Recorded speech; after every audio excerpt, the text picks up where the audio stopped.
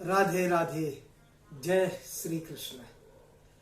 आज जो मैं विषय पर चर्चा कर रहा हूं वो उस विषय पर है जिसको अध्यात्म को साइंटिफिक तरीके से जोड़ने से, विज्ञान से जोड़ के जो लोग चलते हैं।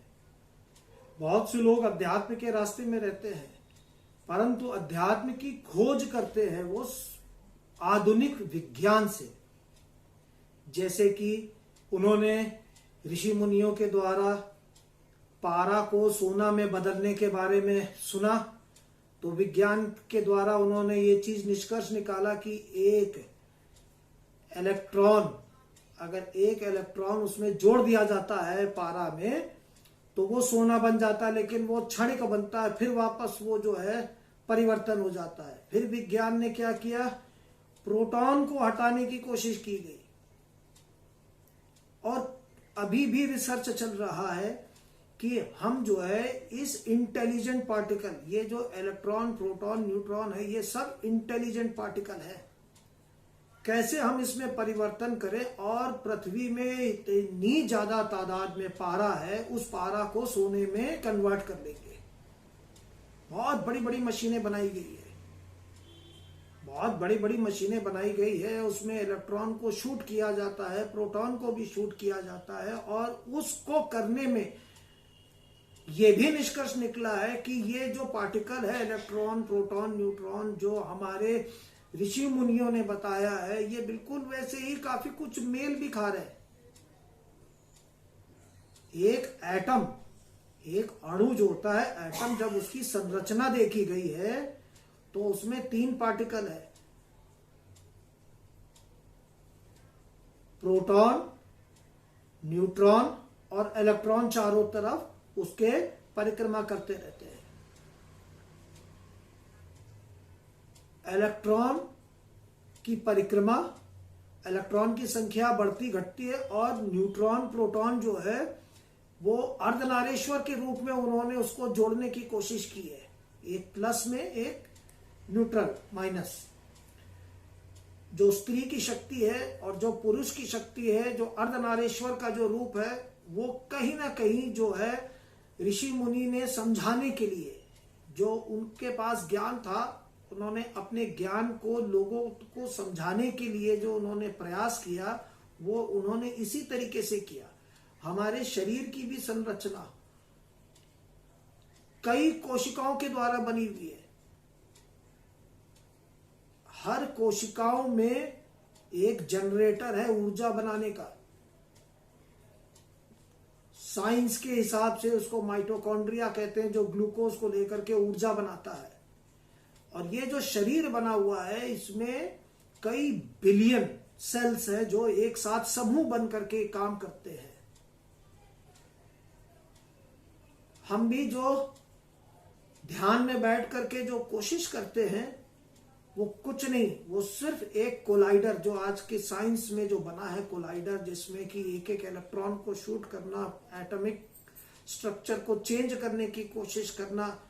एक तो इतना बड़ा कोलाइडर बना था कि उसमें यह देखने की कोशिश की गई है कि कैसे सृष्टि का निर्माण हुआ, गॉड पार्टिकल क्या होता है, सब हमारे वेदों में इसके बारे में लिखी है। लेकिन उसको समझाने वाला जो है वैज्ञानिक तरीके से, अब वो ऋषि मुनि है नहीं।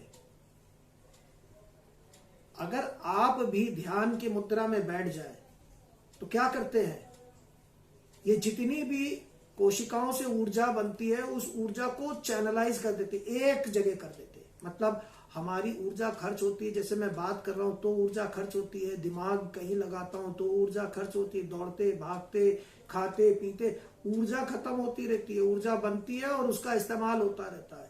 ये 10 इंद्रियों में अगर हम ऊर्जा को बर्बाद ना करें, इन 10 इंद्रियों से 5 ज्ञान इंद्री, 5 कर्म इंद्री होती, ये ऊर्जा को वहां बर्बाद ना करें।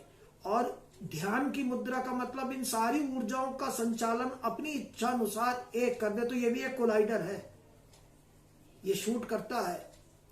और जैसे पारा से सोना में परिवर्तित हो जाता है, रूपांतर हो जाता है, एक पदार्थ से दूसरा पदार्थ बन जाता है, तो एक मनुष्य से दूसरा मनुष्य भी बन जाता है। जैसे विश्वामित्र ऋषि, विश्वामित्र ऋषि एक राजा थे, राजा से कैसे सन्यासी बने, फिर ऋषि बने, फिर ब्रह्म ऋषि बने, और उनकी गिनती आज सप्त ऋषि में होती है। तो ध्यान की क्रिया में ये सारी ऊर्जाओं को इकट्ठा करके, और ये सूर्य नाड़ी, चंद्र नाड़ी और सुषुम्ना नाड़ी से जब ऊर्जाओं को जो हम प्रवाह करते हैं, तो ये जो है ना एक इलेक्ट्रॉन के बिहेवियर को कैप्चर करने लगती है। साइंस ने अब इलेक्ट्रॉन को समझने के लिए उन्होंने उसके ऊपर रिसर्च भी किया कि ये जो इसकी गति होती है जब ये चलती है, तो ये वेव के कारण, जैसे कि समुन्द्र में आपने या किसी नदी झील में आप एक पत्थर डालते तो वो लहर बन के चलती है ना, इसको वेव कहते हैं। ये इलेक्ट्रॉन्स भी वेव की तरह चलती है, लेकिन जब कोई दृष्टि इसके ऊपर पड़ती है तो ये वेव की तरह नहीं चलती। साइंस आज भी नहीं समझ पा रही है ऐसा बिहेव क्यों करती है इलेक्ट्रॉन। वो सबसे इंटेलिजेंट पार्टिकल है। यही पार्टिकल को सृष्टि कहते हैं, और सृष्टि की रचना किसने की? माया ने की। माया कौन? देवी दुर्गा। तो जो ऋषि मुनि ने जैसे भगवान के बारे में परिचय दिया, आज साइंस भी कहती है कि ये इलेक्ट्रॉन बहुत इंटेलिजेंट पार्टिकल है, ये सब कुछ बना सकती है। इलेक्ट्रॉन, प्रोटॉन, न्यूट्रॉन से ही ये सारे पदार्थ बने। कोई एल्युमिनियम बना, कोई सोना बना, कोई चांदी बना, कोई मैग्नीशियम, कोई जिंक बना, ऐसे न जाने कितने एलिमेंट्स बने।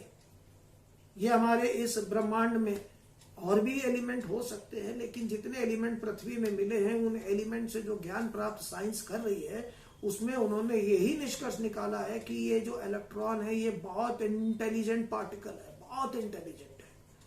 हम जब अपना ध्यान करते हैं तो ध्यान के लिए हमें ऊर्जा चाहिए होती है, और ऊर्जा कौन सी?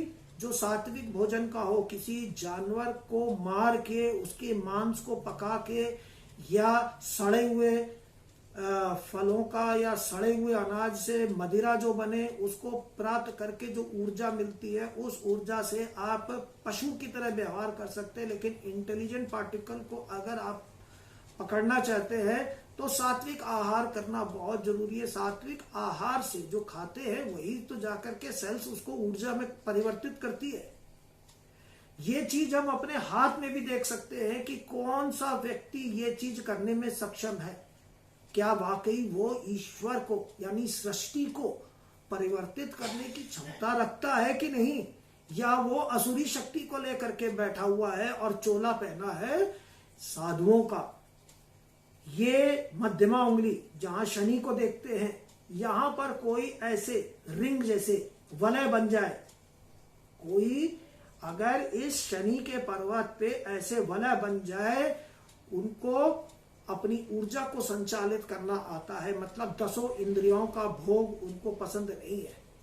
वो अपनी इंद्रियों को वश में कर चुके हैं, वो सच्चे संत हैं, वो ईश्वर को देख चुके हैं, ईश्वर को जान चुके हैं, सारे वेद बगैर पढ़े वो बता सकते हैं।